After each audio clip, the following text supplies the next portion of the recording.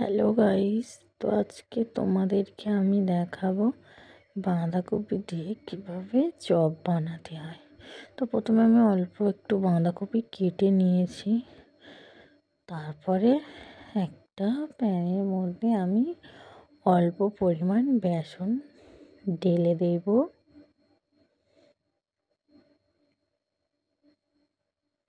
বেসন ঢেলে নিয়েছি, এরপরও একটু সোঁড়া দিয়ে দিয়েছি, একটু জাফরান দিয়ে দিয়েছি, একটু লঙ্কা গুঁড়ো দিয়ে দিয়েছি, স্বাদ মতো লবণ দিয়ে দিয়েছি। এটাকে আমি ভালো করে মেখে নেব বেসনের মধ্যে।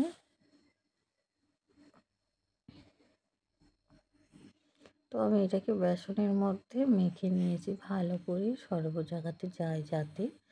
এবার আমি অল্প পরিমাণ জল দেব আর নাড়তে থাকবো, বেসনটাকে গুলে নেব।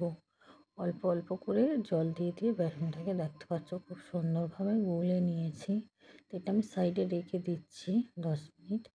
বাঁধাকপি কোচাটাকে নিয়ে নিয়েছি, এটা ওই গোলা বেসনের মধ্যে আমি ঢেলে দেব। এটাকে আমি সাইডে রেখেছিলাম, এটার মধ্যে আমি ওই গোলা বেসনটা ঢেলে দেব।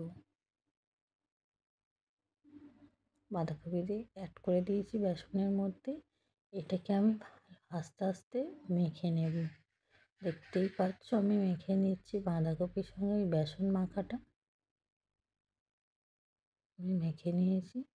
তো চলুন এবার এটাকে আমি কড়াইতে আমি তেল নিয়েছি, অল্প পরিমাণ তেল ঢেলে দিচ্ছি। এই তেলের উপরে আমি আস্তে আস্তে ছেড়ে দেব।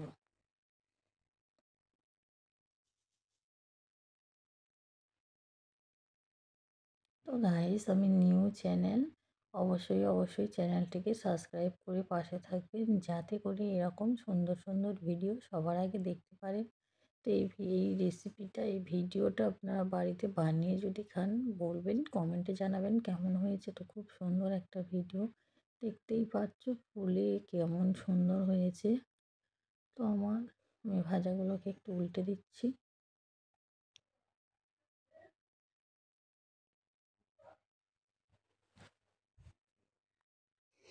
তো দেখতেই পাচ্ছ আমার ভাজাটা কেমন হয়েছে, লাল লাল হয়ে গিয়েছে। তো হয়ে গিয়েছে ভাজাটা অলরেডি। আমি এটাকে একটা প্লেটের মধ্যে তুলে নেব।